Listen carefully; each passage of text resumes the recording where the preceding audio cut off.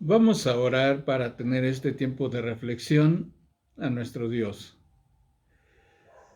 Padre Celestial, en esta hora queremos agradecerte el que tengamos esta oportunidad de tener este tiempo de oración. Una oración, Señor, que nunca como hoy se ha hecho tan importante y tan necesaria. Entendemos, Señor, que las personas necesitan saber de ti, pero nosotros también necesitamos ponernos a cuenta.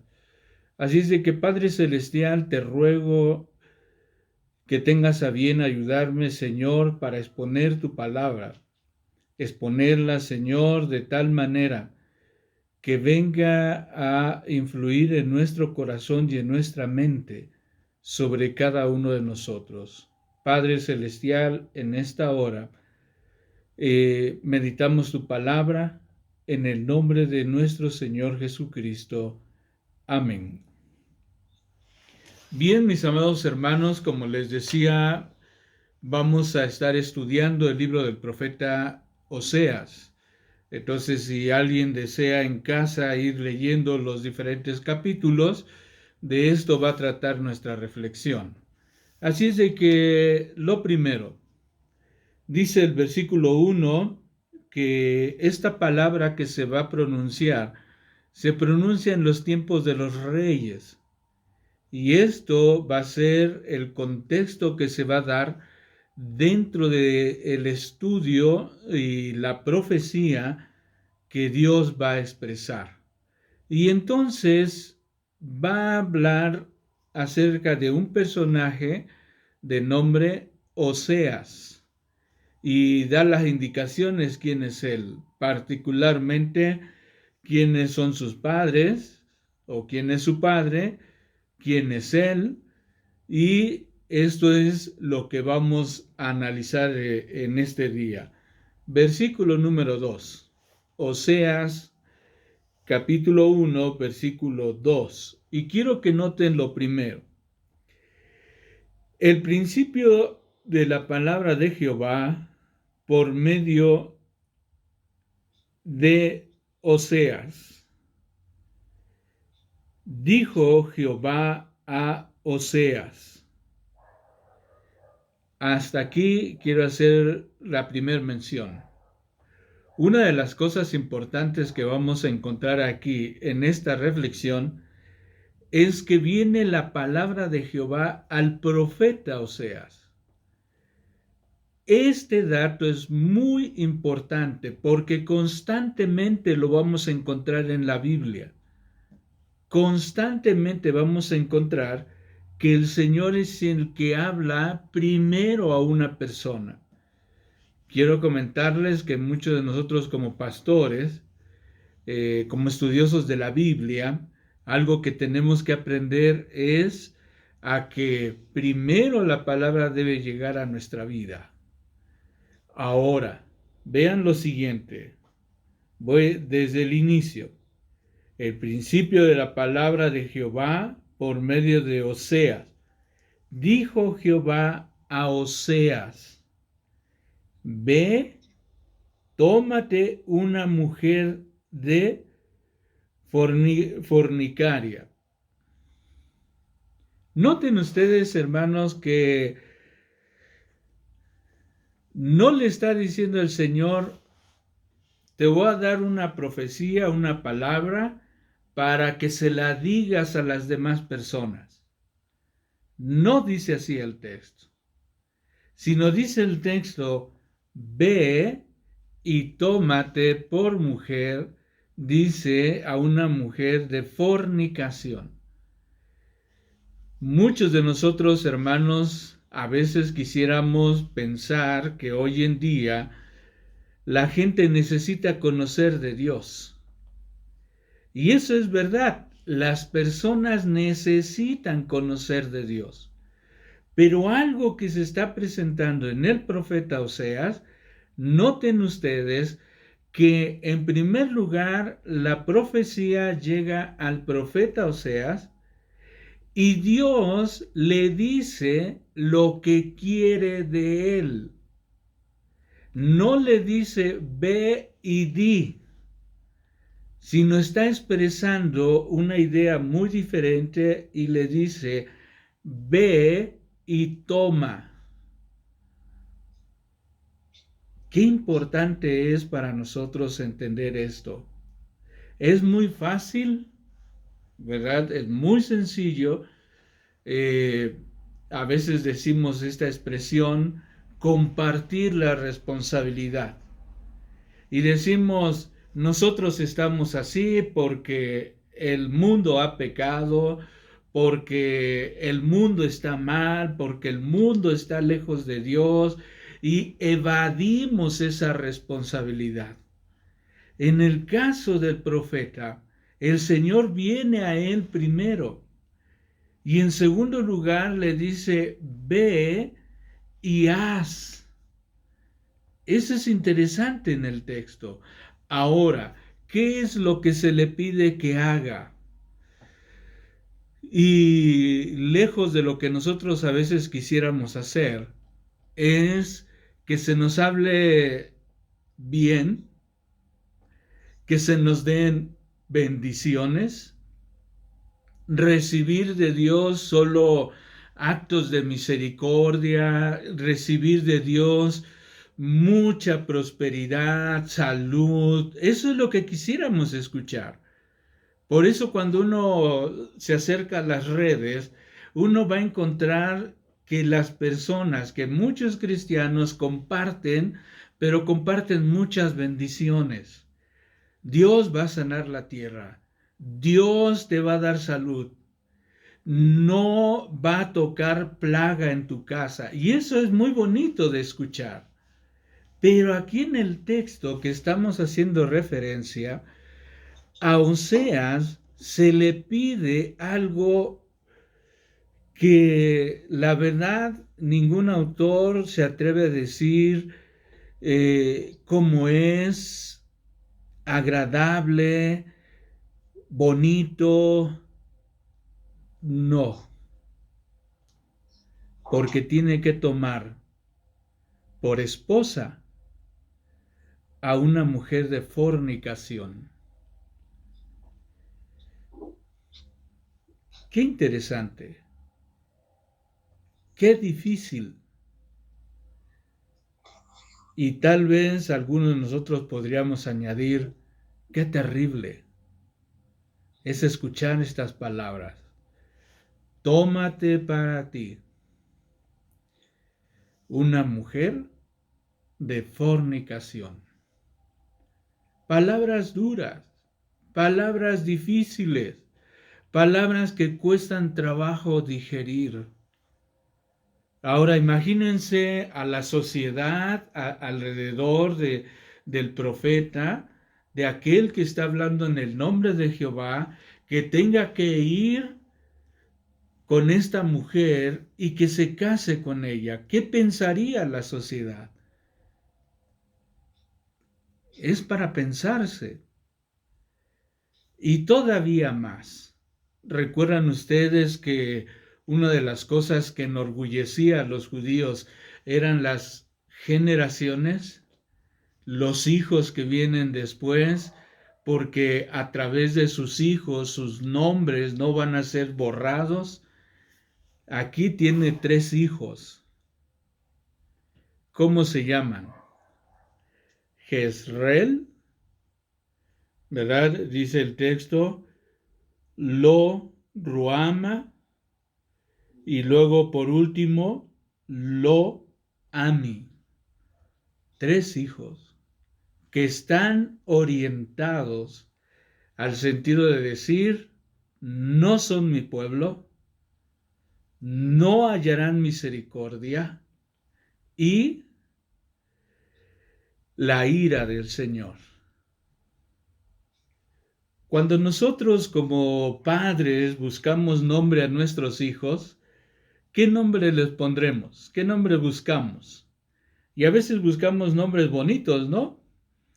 Y casi nadie quiere poner nombres que tengan una connotación negativa. Por ejemplo, ustedes conocerán de alguien por ahí que se llame Judas. porque inmediatamente nuestra mente hacia dónde se va, hacia aquel que traicionó a Jesucristo, ¿verdad? O alguien le pone un nombre negativo o con una connotación negativa dentro de nuestra sociedad, nadie lo quiere hacer. Todos buscamos nombres que sean buenos, que sean agradables, que su significado representen el amor que nosotros le tenemos a nuestros hijos. Pero Dios le pide a Oseas que estos sus hijos vengan a recordar siempre la condición del pueblo. Un pueblo que estará bajo la ira de Dios. Un pueblo, dice el texto, que no hallará misericordia. Un pueblo que se ha alejado de Dios. Así es de que cada vez que se mencione sus nombres se van a mencionar esas características. Qué terrible situación para un padre, para un hombre. Primero, para un hombre tomar para sí a una mujer de prostitución. Qué terrible como padre que sus hijos tengan nombres de una orientación negativa. Pero eso es lo que tiene que hacer Oseas. Si hasta aquí nos quedáramos nosotros, ¿qué nos estaría pidiendo nuestro Dios a usted y a mí? ¿Qué nos pediría Dios? ¿Verdad que todos anhelamos que Dios nos pida cosas buenas? Que Dios nos pida que nosotros podamos recibir bendiciones del esposo, de la esposa. Que mira, ve a tu casa y ahí vas a tener un lecho, decimos, de color de rosa, bonito, bondades, te van a tratar bien, tus hijos te van a amar, te van a buscar, te van a respetar. La prosperidad vendrá a tu casa, la salud en este tiempo no te va a tocar a ti. ¿Verdad que todos quisiéramos escuchar eso de Jehová? Pero dice la Biblia que a nosotros se nos está llamando a alguna situación que va en contra de lo que nosotros a veces pedimos. ¿Se acuerdan del Señor Jesús en el Nuevo Testamento cuando dice, bueno, si tu enemigo tuviera sed, ¿qué tienes que hacer? Darle de beber, ¿cierto? Muchos de nosotros tenemos que aprender a perdonar. Y para poder aprender a perdonar, no hay un camino fácil, no hay un camino sencillo. Para poder perdonar, tiene que haber alguien que nos ha ofendido. Y el Señor nos pide a nosotros, ve a tu casa y perdona. Ve y haz el bien. Ve y procura la salud, el alivio. Comparte lo que tienes. Eso es lo que Dios pide de nosotros. Noten que a diferencia de otros pasajes de la Biblia, de otras profecías, Oseas no llega diciendo, este pueblo, ¿hasta cuándo los voy a soportar? No. Dios está tratando primero con él. ¿Qué tanto estaba dispuesto a obedecer Oseas? Quiero concluir con lo siguiente. Versículo 10. Le voy a pedir a mi esposa que lo lea representando a todos ustedes. Versículo 10. La palabra de Dios dice, con todo, Será el número de los hijos de Israel como la arena del mar, que no se puede medir ni contar. Y en el lugar en donde les fue dicho, vosotros no sois pueblo mío, les será dicho, sois hijos del Dios viviente. ¿Se acuerdan que Lo Ami no es mi pueblo? Ahora dice el Señor, con esta situación de obediencia, solo por la gracia de Dios, no porque el pueblo de Israel lo mereciera, porque aquí hay una denuncia de parte de Jehová. Están fornicando y todo lo que viene como descendencia están lejos de mí. Pero a pesar de todo, a pesar de que ellos no me consideran su Dios, dice el Señor, ahí les será dicho, hijos del Dios viviente. Si hay alguna posibilidad que tiene nuestro país de salir adelante, amados hermanos, tiene que ver con nosotros, con usted y conmigo. Antes de que el pueblo deje su idolatría, tiene que ver con nosotros mismos. ¿Cuántos de nosotros estamos inmersos de una fornicación moderna, actual? ¿Cuántos de nosotros nos amamos primero antes que a Dios? ¿Cuántos de nosotros amamos más a nuestros hijos antes que a Dios? ¿Cuántos de nosotros queremos vivir una expresión religiosa a nuestra medida? ¿Cuántos de nosotros nos quejamos de Dios cuando nos toca padecer o sufrir? Estamos viviendo una idolatría moderna.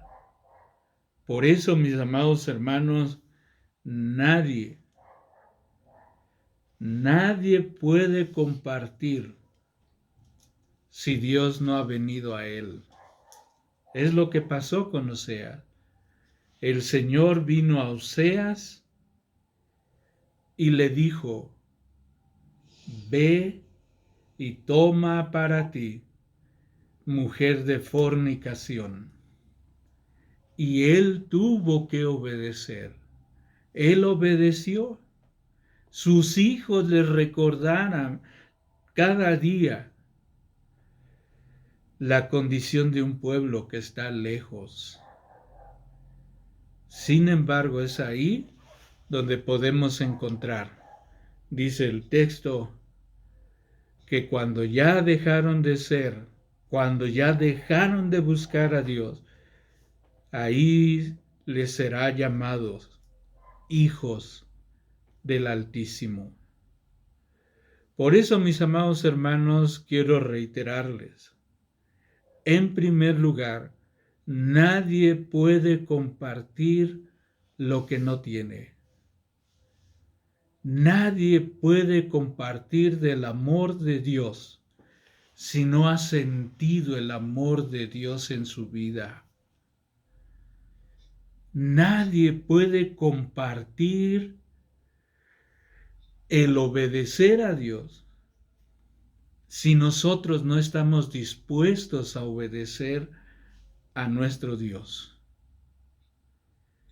Y el Señor nos demanda hacer, antes que denunciar, antes que juzgar, antes que decir, nos demanda a nosotros a hacer. ¿Qué te estará pidiendo nuestro Dios?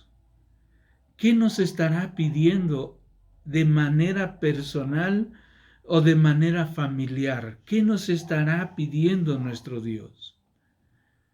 Y mis amados hermanos, cuando tú y yo en verdad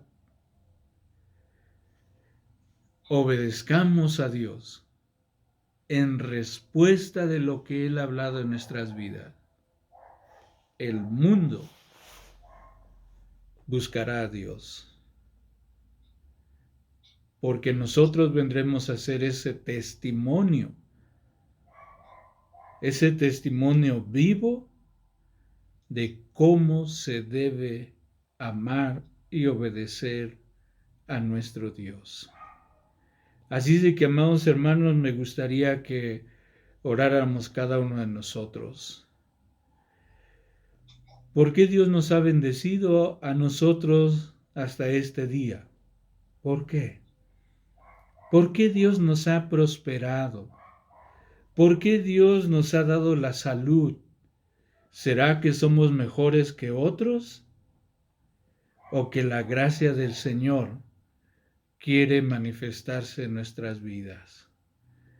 Así es de que quiero pedirles que oremos a nuestro Dios para que en este mundo, en este país, en este estado, donde se vive una idolatría porque no se adora ni se busca a Dios, nosotros vengamos a ser verdaderos adoradores en espíritu y en verdad. Y me gustaría que usted y yo entreguemos nuestra vida al Señor. Entreguemos lo que más amamos. Entreguemos nuestro matrimonio. Entreguemos a nuestros hijos para la gloria de nuestro Dios. Y solamente así, dice su palabra, que se escuchará que vendrán a ser hijos del Dios viviente. Así es que voy a pedirles que cierren sus ojos y vamos a orar. Cada quien de manera personal y de manera familiar, si están como familia allá reunidos, si están como matrimonios, vamos a orar. Y que estas peticiones sean una realidad en nuestra vida. Si es de que le voy a pedir a mi esposa que después de un tiempo nos dirija a Dios en oración. Tenga la bondad de cerrar sus ojos y oremos a nuestro Dios.